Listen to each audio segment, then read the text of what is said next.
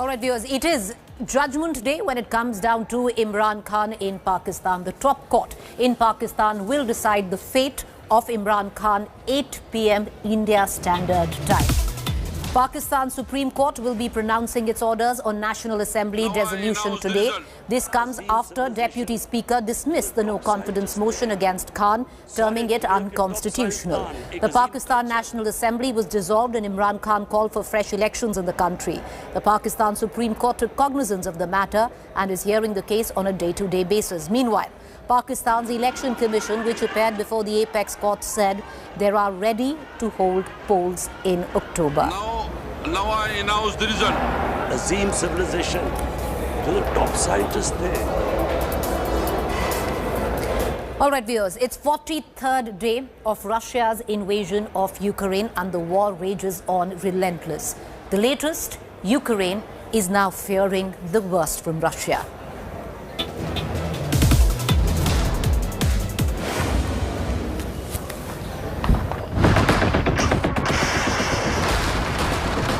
It is the next stage of Russian offensive, and it promises to be deadlier, bloodier and more brutal. Weeks into a punishing push into Ukraine amid fierce resistance and reverses in war zone. Putin's invasion army is now planning a mega change of battle tactics. After halting its offensive in and around Kyiv, Russia is preparing an all-out offensive, targeting Kharkiv, Mariupol, Luhansk and Donetsk. The aim is perhaps to salami slice Ukraine's east and establish a corridor starting from Crimea to all the way to Kharkiv. With the decision to withdraw forces from western Ukraine, the focus is now on eastern Ukraine. Mariupol almost taken, Volvanaka under Russian control, and this, Donetsk and Luhansk, is the war zone. So what emerges from the change strategy is a relentless Russian bombing spree and intensified attacks on Ukraine's southern and eastern parts.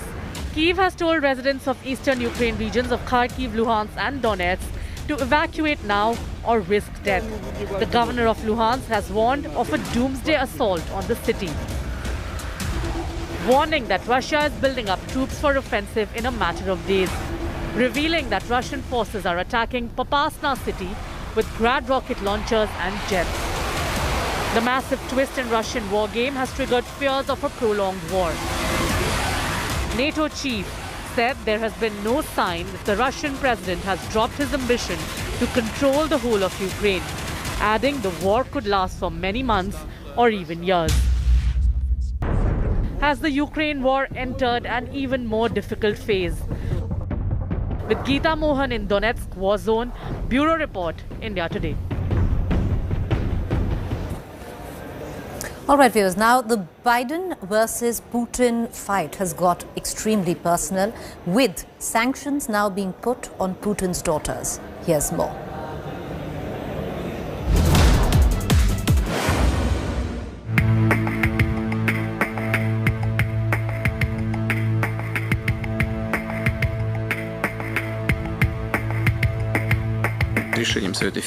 The US is now hitting Putin where it hurts most.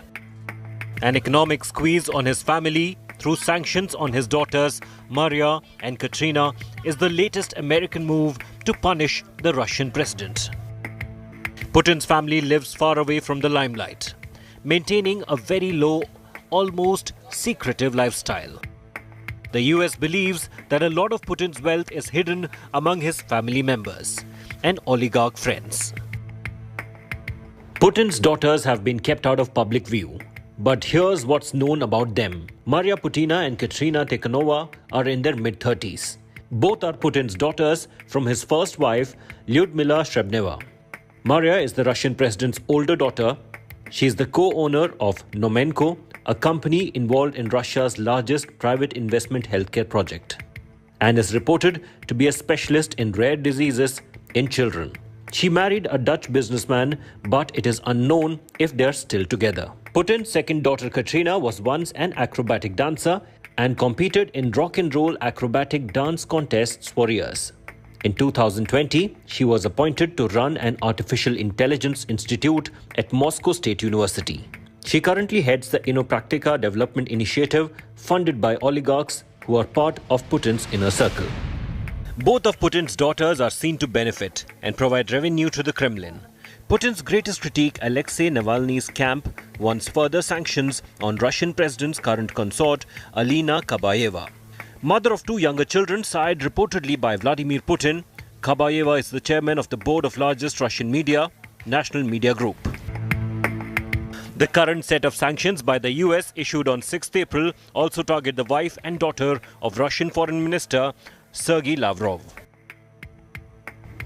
US sanctions Russia again. Ban on new investment in Russia. Sanctions on banks. Sanctions on critical major state-owned enterprises. Sanctions on Russian government officials and family members. Not only the US, UK has announced further sanctions against 8 oligarchs and the Russian banks in which their money is stashed. What's very clear is that the call for sanctions are getting personally close to Putin. Bureau Report, India Today.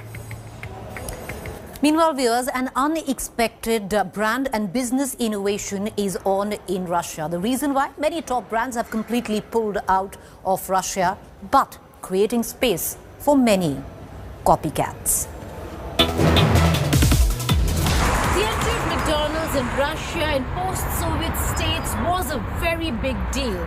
But over here in Donetsk and many other parts, McDonald's has withdrawn, not just in 2022 after the Russian action invasion of Ukraine, but much before that. The problem in Donetsk has been since 2014-2015, and once Donetsk came under the control of Russia, McDonald's and many such international outlets left. But the craze for a McDonald's burger has not gone down, and that's why you see that McDonald's in Donetsk has become Don Mac, which means Donetsk has come out with its own version of McDonald's. The menu remains the same. Crowds at the Don Mac outlet are a little thin, probably because of the circumstances. The menu, however, remains the same, as it was under the McDonald's brand. The Big Mac has, however, been replaced by the Big Mac. And the Filet-O-Fish is now Filet-O-Fish. And the taste also remains the same, with the food being prepared by the same staff in the same kitchen appliances. McDonald's, old McDonald's? Yes? Same taste, like old McDonald's. With big Western brands like McDonald's, IKEA, Starbucks and others bowing to sanctions against Russia and exiting the country, copycat versions are filling the void. Don Mac is just one of the brands rushing in. Another McDonald's copycat is Uncle Vanya, rotating the famous golden arches to form the alphabet B. Starbucks has been replaced with Starducks. The textile and the greens remain the same. Kentucky Fried Chicken, or KFC, is now Crimean Fried Chicken, or CFC. Its finger-licking good motto replaced by I'm good here. Many such outlets now renaming themselves because they've left the Donetsk region, and they left the Donetsk region long ago. It is not now. It is not recent. It is not current. But in Russia, the similar decisions taken by international outlets is only very recent, and you see a change in names even there because people still need employment. They still need a McD burger. With you today, Geeta Mohan for India Today. All right. Meanwhile, viewers, the Azan loudspeaker debate continues to simmer in Karnataka, but it's gone a decibel up. The state DGP has issued a notice to mosques, warning them that action will be taken if they're found in violation of noise pollution regulations. Mosques in Karnataka have started receiving notices from the cops to use their loudspeakers within the permissible decibel levels. The move comes after some right-wing outfits launched a campaign demanding shutting down of such loudspeakers. In Bengaluru alone, about 250 mosques have received such notices, and the mosque authorities have started installation of devices that keep the sound within permissible levels. The Karnataka Director of Police, Praveen Sood, has directed all his officers to check violation of noise pollution by religious institutions, pubs and nightclubs. कितना judgement आए mic के बारे में आए हैं, ये मस्जिदी और temple और इसके बारे में नहीं है। हम लोग तय नहीं किए, वो तय किए सुप्रीम कोर्ट निर्देशन दिए और एनवायरनमेंट बोर्ड वो लोग डायरेक्शन दिए, हम लोग डायरेक्शन दिए नहीं। पालन करना सबको जिम्मेदारी है। मजहब के वजह से सुप्रीम कोर्ट जजमेंट डिबेट कर सकता है क्या?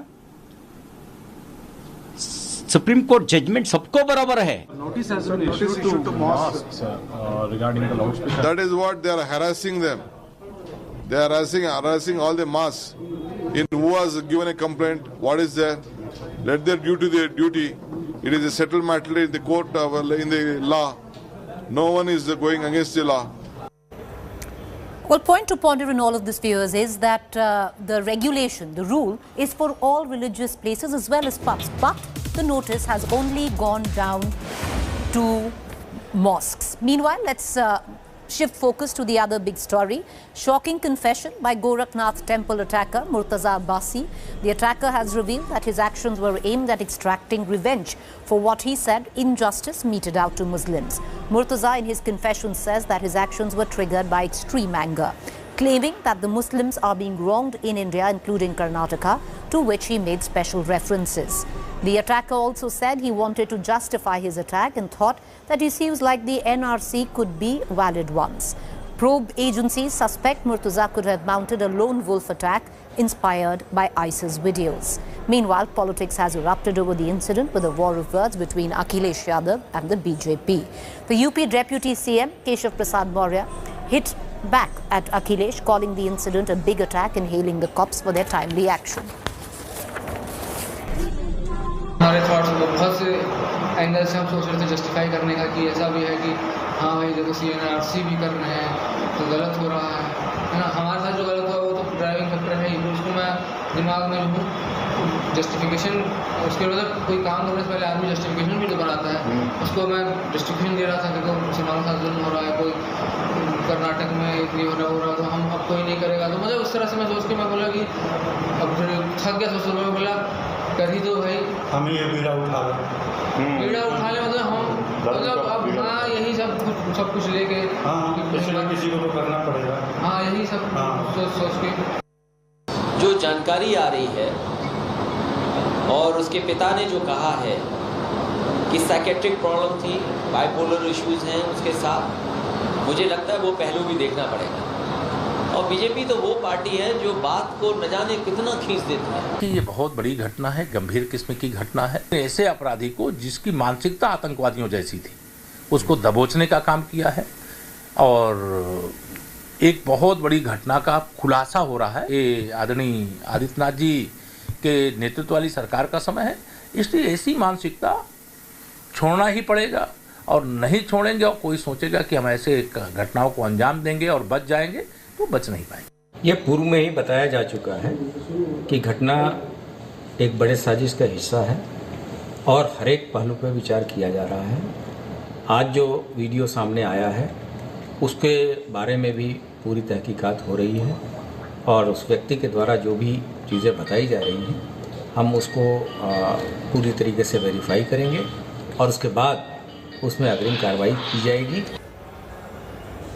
All right, so this is for the Ranbir Kapoor and Alia fans. It seems that both of them could be finally deciding to get married, and not just very soon, but possibly in the next fortnight. Here's more.